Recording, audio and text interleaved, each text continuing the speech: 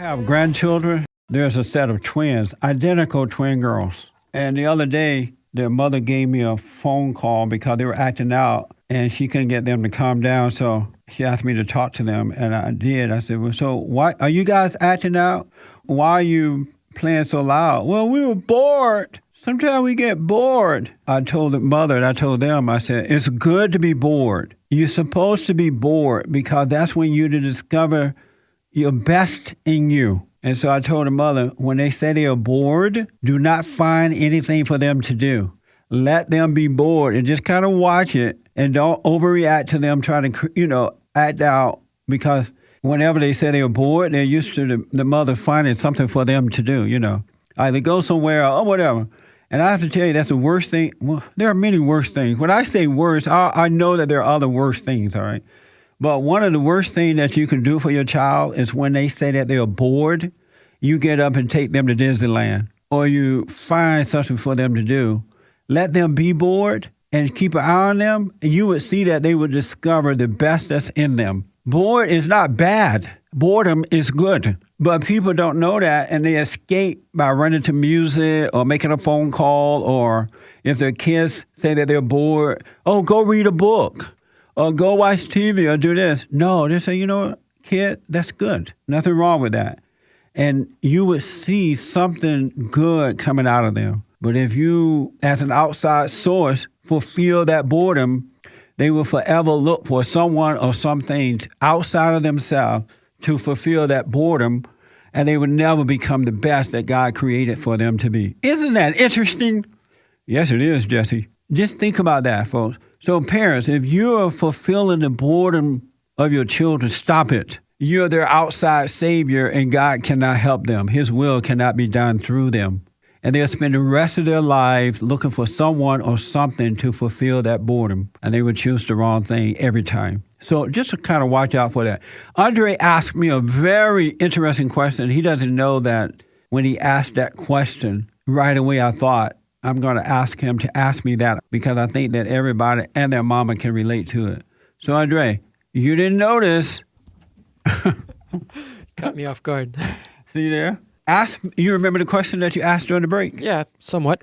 Okay, restate. I wrote it down just in case you. Oh, okay. I said, is it normal that I don't know what I want to do in life, what my career would be? Is it normal that you don't know what you want to do in life? Yes, I can't see myself doing anything, basically, as far as career-wise. You can't see yourself doing anything? No, there's nothing that I really like. And you want to know if that's normal? Yes. How about education? Exactly, that's what I'm talking about, education. I want to know whether having an education is required. My first response to Andre when he asked me that question, I think I said, I have no idea what I want to do in life either. Yep, that's what you said. That's what I said, right? Yep.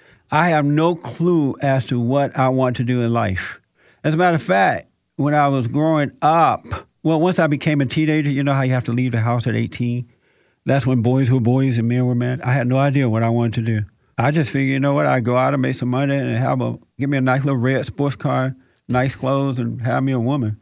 But I had no idea what I wanted to do in life, and I still don't. And I have total peace not knowing. So it's normal not to know what you want to do in life. And in knowing that, it's best to leave it as is so that God's will can be done through you. I have no idea what I want to do, but everything I'm doing right now is absolutely good and perfect. And I have total peace with it.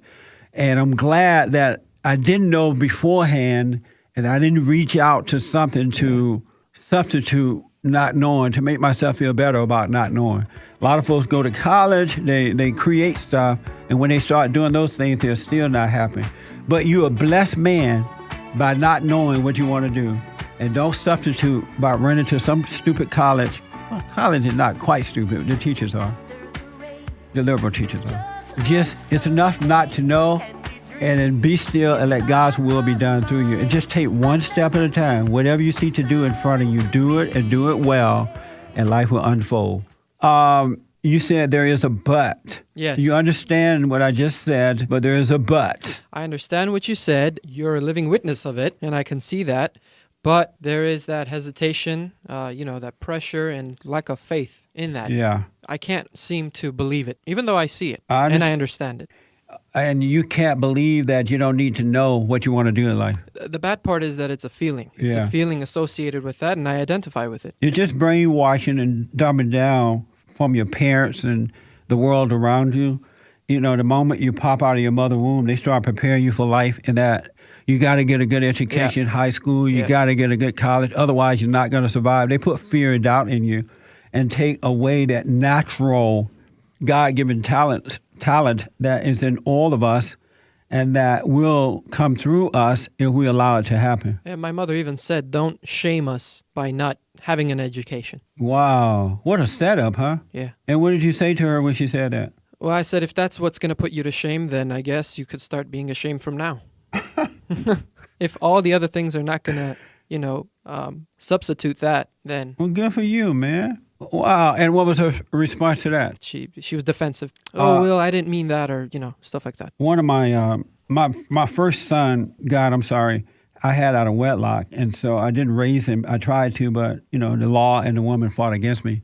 He called me up yesterday because he started to wake up, and apparently some years ago he and I was talking, and we talked about how he resented his mother, and he was saying, he had all this anger toward her, and I said, go to her and talk to her about it. Let her know what you feel and forgive her, and God will forgive you. You can go free, right? And so I just found out yesterday, and this was like about 5 years ago, I think he dealt with his mother.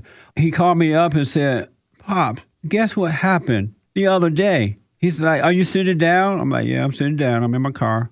He said, my mother brought out a letter I wrote her about 5 years ago telling her that I resented her and that I was sorry for it. And the other day, she brought this letter out to try to make me feel bad about it.